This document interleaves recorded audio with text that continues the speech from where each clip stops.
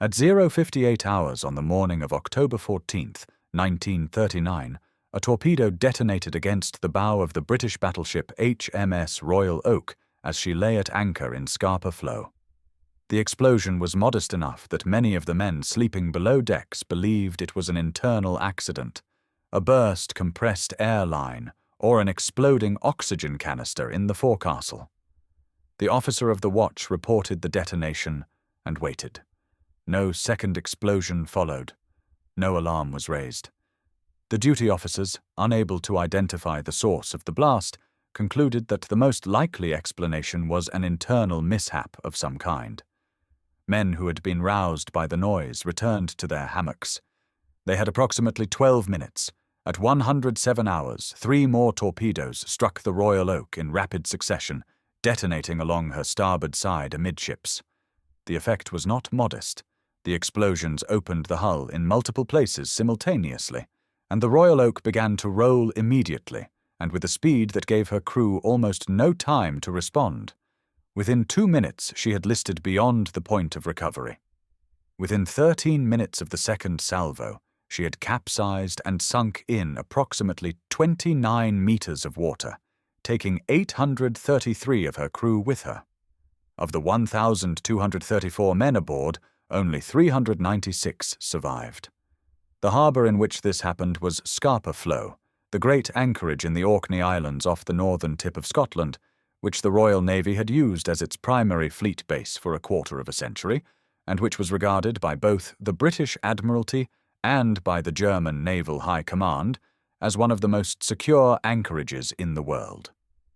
The ship that had put 4 torpedoes into a battleship at anchor in that harbour and then escaped to tell the story was the German submarine U-47, under the command of Kapitänleutnant Gunther Prien. He was 29 years old. The story of how Prien got into Scapa Flow, what he found there, and how he got out again is one of the most precisely documented and most consequential submarine operations of the Second World War. It was not a lucky accident. It was the product of careful intelligence work, meticulous planning, individual courage of a very specific and controlled kind, and a series of failures on the British side that the Admiralty had been warned about and had not corrected in time. The Royal Oak was not simply sunk by a daring enemy.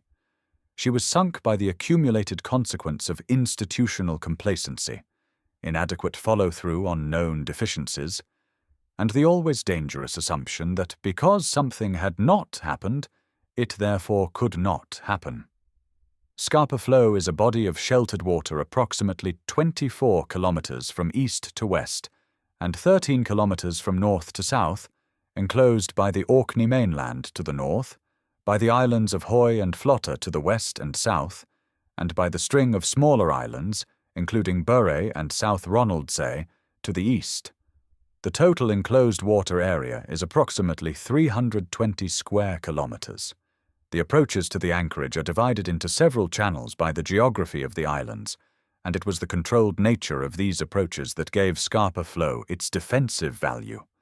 An enemy surface force could not enter without being detected and engaged. An enemy submarine attempting to navigate the approaches had to contend with strong tidal currents, shallow water over the approaches to several channels, and the block ships, old hulks sunk deliberately in the narrower channels to prevent submarine passage.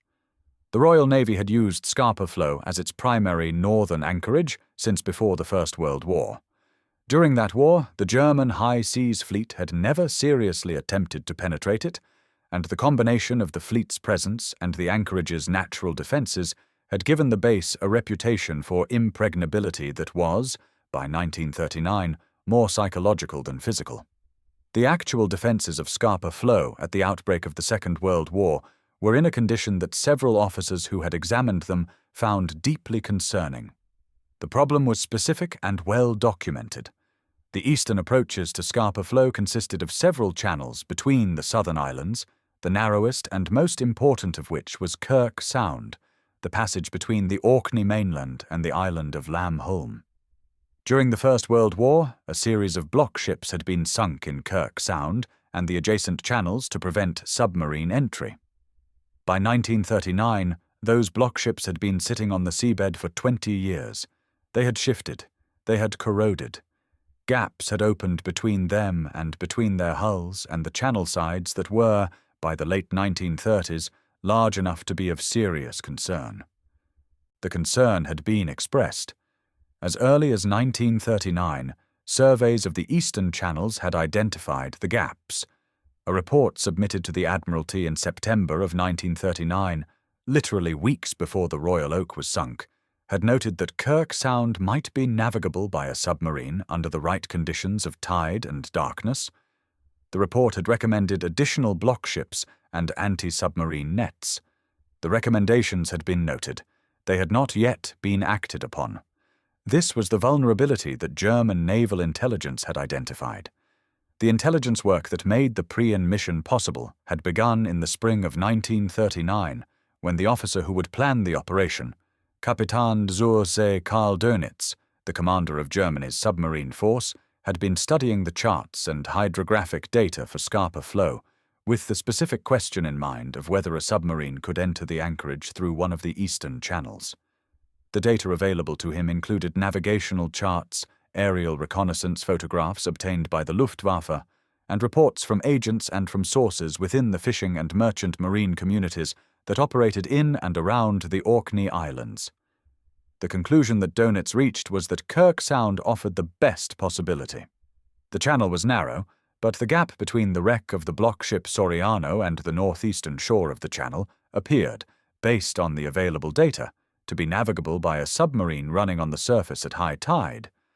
The tidal currents through the eastern channels were strong, reaching 3 to 4 knots at peak flow, which meant that timing was critical.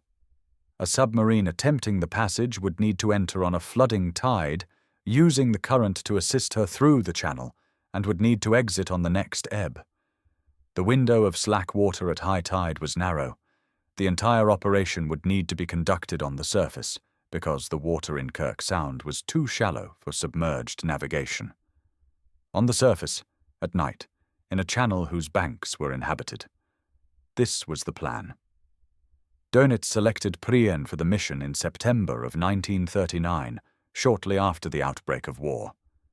Prien had already demonstrated in his earlier patrols the combination of tactical aggression and careful navigation that the mission required. He was shown the charts and the reconnaissance photographs and given time to study them. He was not ordered to undertake the mission.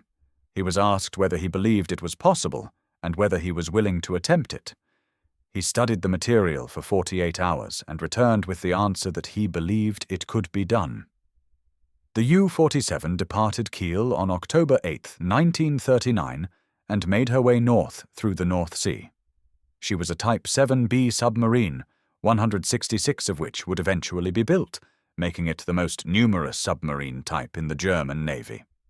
The Type 7B displaced 753 tons submerged, measured 66 meters in length, and carried 14 torpedoes, 4 forward tubes, and 1 stern tube.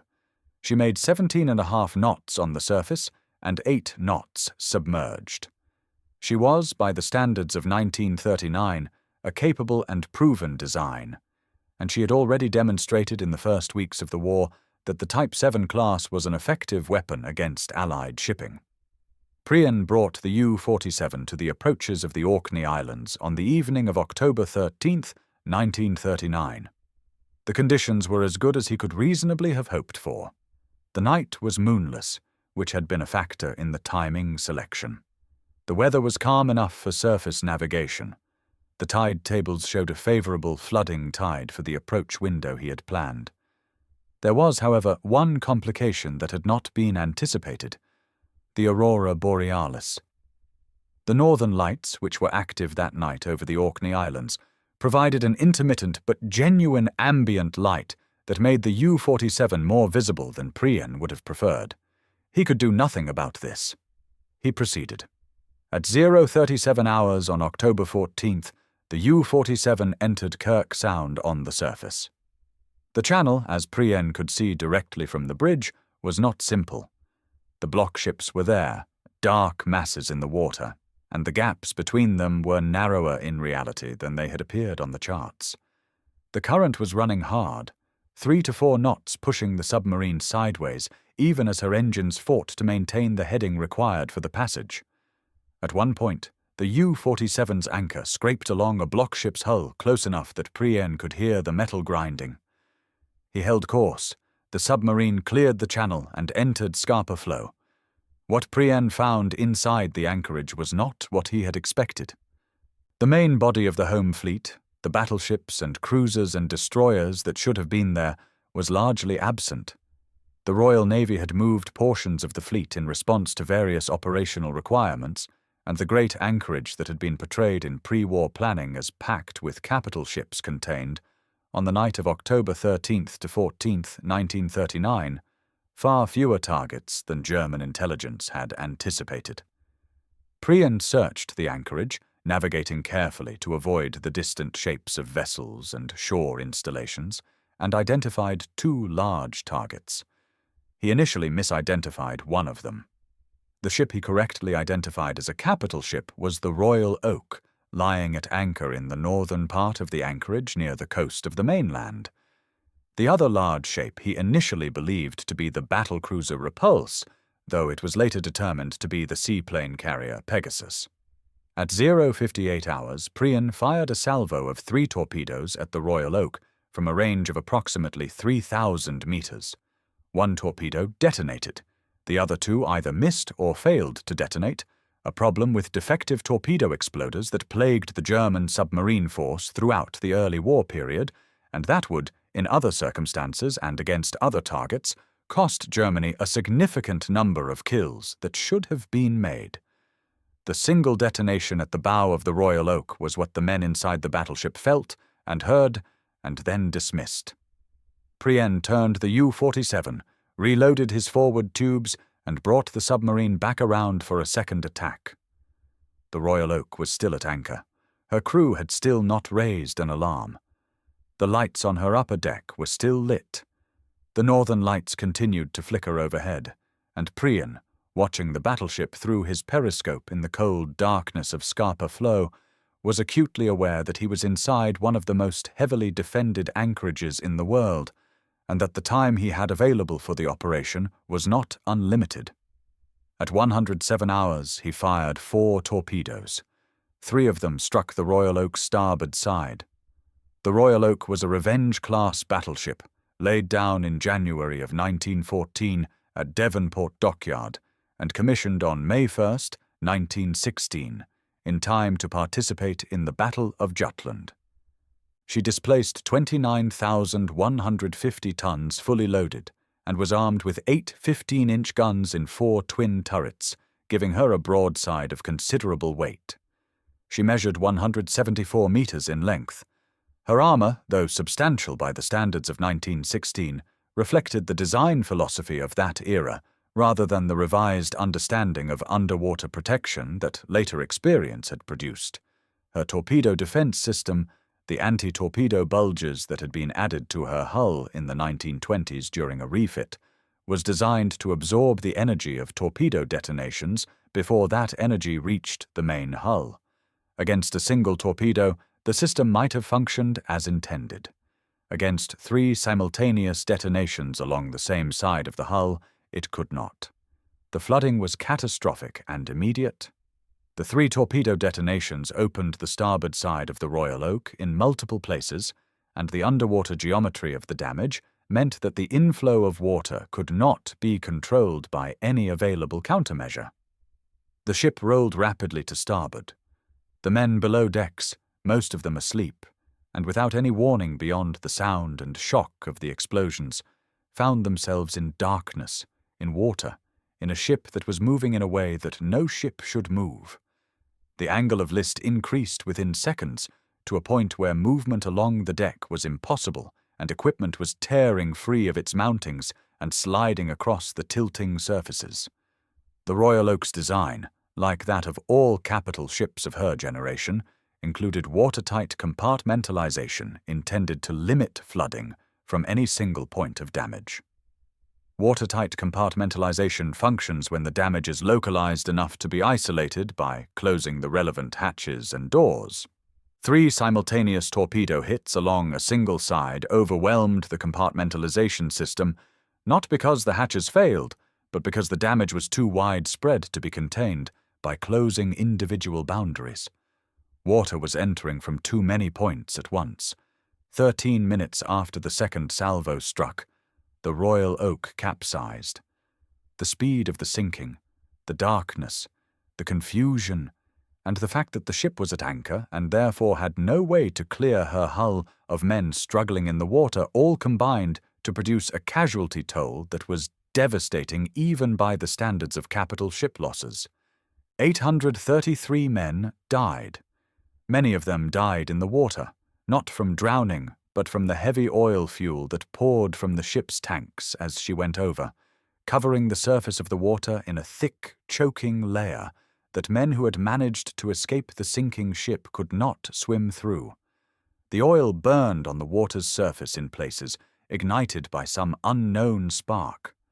Men who survived the sinking were pulled from the water by small boats from nearby vessels, working in darkness and cold in the presence of burning oil for hours after the Royal Oak had gone down. Priyan, watching from the U-47, saw the ship go. He had no time to observe the full extent of the disaster. The anchorage, which had been quiet while he made his attacks, was now beginning to show signs of activity. Small vessels were moving. Lights were changing. He could not know precisely what the British knew or how quickly they would respond, but he understood that his window for escape was closing. He turned the U-47 toward Kirk Sound. The exit was more difficult than the entrance. The tide had turned in the hours since his arrival, and the current was now running in the opposite direction, requiring the submarine to fight the ebb while navigating through the narrow gaps between the block ships in the dark. The activity in the anchorage was increasing. A vehicle on the shore near the channel, its headlights sweeping across the water, illuminated the U-47 briefly. The men on the bridge held still. The lights moved on. Priyan continued through the channel and into the open water of Holmes Sound. The U-47 was clear of Scapa Flow by approximately 200 hours. She turned south and east, making her best surface speed toward Germany. She arrived at Wilhelmshaven on October 17, 1939, where Dönitz was waiting to meet her on the dock. The entire crew was awarded the Iron Cross Second Class. Priyan was awarded the Iron Cross First Class and the Knight's Cross of the Iron Cross, personally presented by Adolf Hitler at the Reich Chancellery. He was celebrated in the German press as a national hero, the hero of Scapa Flow, a designation that would follow him for the rest of his life and beyond it. The British reaction was a mixture of shock, grief, and a very controlled official fury that expressed itself in an immediate inquiry into how the penetration had been possible. The inquiry identified what any careful examination of the available records would have identified. The warnings about the condition of the Eastern Bloc ships had been issued and had not been acted upon in time. The gap in Kirk Sound that Priyan had exploited had been documented. The recommendation for additional block ships and anti-submarine nets had been made. The men who had made the recommendation had done their professional duty. The institution that had received the recommendation had not acted with sufficient urgency. The response was immediate and thorough in a way that the prevention had not been. Within days of the Royal Oak's sinking, the Admiralty had ordered additional block ships to be sunk in the eastern channels, and work had begun on what would eventually become the Churchill Barriers, a series of permanent concrete causeways linking the southern islands and closing the eastern approaches to Scapa Flow permanently. The Churchill Barriers were completed in 1944, 5 years after the Royal Oak was lost. They remain in place today, carrying a road that connects mainland Orkney to the southern islands, a permanent and visible reminder of what it cost to learn that the precaution was necessary. The Royal Oak herself lies where she sank, in approximately 29 meters of water in the northern part of Scapa Flow, close to the shore of the Orkney mainland. She is fully intact, resting on her side at an angle of approximately 135 degrees from upright. The wreck has been designated a protected place under the Protection of Military Remains Act of 1986, which means that diving on or into the wreck is controlled by permit, and that interference with the wreck or the recovery of any material from it is prohibited. The wreck is considered a war grave, and the remains of the 833 men who died with her are within the hull. Each year on October 14th, a Royal Navy vessel anchors above the wreck, and a diver descends to place a white ensign on the hull. The ceremony is small and private, and entirely appropriate to the nature of what it commemorates. The 833 men who died were not lost in battle in the conventional sense. They were killed in their sleep, in what they had been told was the safest anchorage in the world, by an enemy they had no opportunity to see or to fight. The memorial gesture of the annual dive and the flag is the only kind of acknowledgement that the specific nature of their death permits. The consequences of the Royal Oak's sinking extended well beyond the immediate loss of the ship and her crew. The psychological effect on the Royal Navy and on the British public was substantial and immediate. Scapa Flow had been presented, implicitly and sometimes explicitly, as impregnable. The sinking of a battleship at anchor there demonstrated that this was not true, and the demonstration was made in the most public and undeniable way possible. With the loss of 833 men whose deaths could not be explained away or minimized. The Admiralty's response to the inquiry's findings, the urgency with which the eastern channels were closed in the weeks following the sinking, was itself an implicit acknowledgement that the vulnerability had been known and that the cost of failing to act had now been paid. The effect on the German submarine force was different in character, but significant in its own way. Prien's success demonstrated that the submarine, operated with sufficient skill and nerve, could reach targets that conventional doctrine would have considered beyond its reach.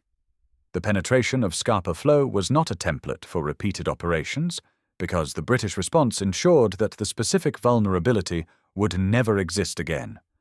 But it was a proof of concept for the proposition that bold and carefully prepared submarine operations could achieve effects disproportionate to the resources involved.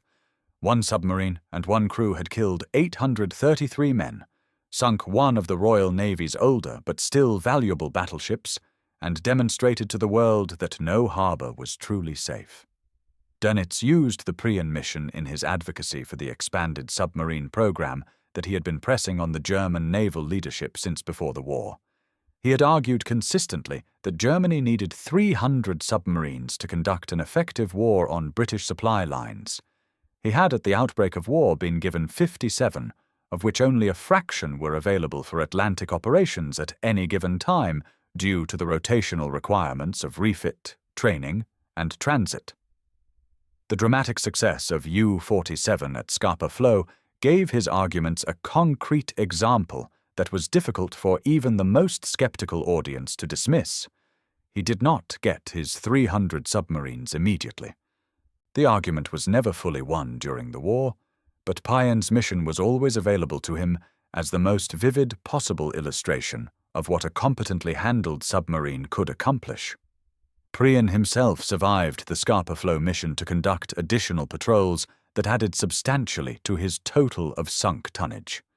He became the most celebrated submarine commander in the German Navy, the focus of propaganda attention that both reflected genuine achievement and, inevitably, obscured the man behind the carefully managed public image. He was killed on March 7, 1941, when U-47 was sunk by the British destroyer HMS Wolverine and the corvette HMS Arbutus during a convoy battle in the North Atlantic. The exact circumstances of the U-47's final moments have been debated by historians, as is common with submarine losses where there are no survivors to give first-hand accounts. The ship and her crew were simply gone. Prien was 29 years old. The man who had entered Scapa Flow did not live to see the outcome of the war he had served so effectively.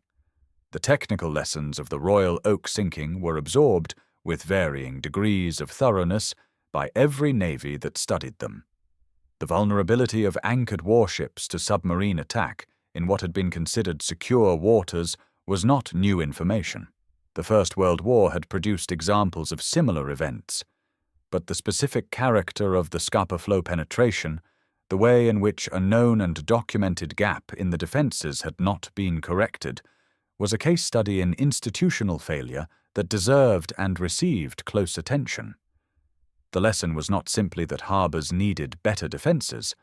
It was that the assessment of defences needed to be continuous, that identified vulnerabilities needed to be corrected on timelines that reflected their severity, and that the assumption of security was itself a form of vulnerability. This lesson was not universally learned. 2 years and 2 months after the Royal Oak was sunk in what the British regarded as their safest harbour, the Americans lost 8 battleships in what they regarded as their own secure Pacific anchorage. The attack on Pearl Harbor on December 7, 1941, was conducted by carrier aircraft rather than submarines, and the tactical details were entirely different. But the institutional parallel was precise. A vulnerability that had been assessed and found manageable had been exploited by an enemy who judged it differently, at a cost in ships and men that demonstrated once again that no harbour was truly safe, and that the most dangerous assumption in military planning was the assumption that what had not happened yet, therefore could not happen. The Royal Oak lies in Scapa Flow, 40 meters below the surface of a body of water that has become one of the most famous dive sites in the world for the other wrecks it contains. The scuttled ships of the Imperial German High Seas Fleet, sunk by their own crews in June of 1919 rather than surrendered. The German and British wrecks lie in the same water, separated by history and by a few kilometers of the same grey anchorage that has witnessed more concentrated naval history than almost any other body of water on Earth. Divers swim over the German battleships and cruisers and then, from a distance, look toward the restricted waters where the Royal Oak lies. They do not dive there. The regulations are clear, and the reasons for them are clear. The 833 men who went down with the Royal Oak are still aboard her. They went to the bottom in the dark, and the cold and the burning oil, killed without warning in what they had been told was safety, and they have remained there for more than 8 decades. The ship has become their tomb, and the annual ceremony of the White Ensign is the Royal Navy's acknowledgement of what they were owed and of what was not done in time to protect them. What was not done was not complicated. It was block ships, old hulks filled with concrete and sunk in a narrow channel. It was anti-submarine nets strung across an approach. It was the physical execution of recommendations that had already been made and approved and simply not yet carried out. The cost of that delay was 833 lives and a battleship. The Admiralty closed the channel within weeks. The Churchill barriers closed it permanently 5 years later. The lesson about the cost of inadequate follow-through on known vulnerabilities was written into the stone and concrete of those causeways, which still stand, and into the hull of the Royal Oak, which still lies in 29 meters of dark water, and into the names of 833 men that are recorded on the Naval Memorial at Portsmouth, and on the memorial at Lynes in Orkney, and in the records of a navy that has not forgotten what it cost to learn that the safest harbour in the world was not safe enough.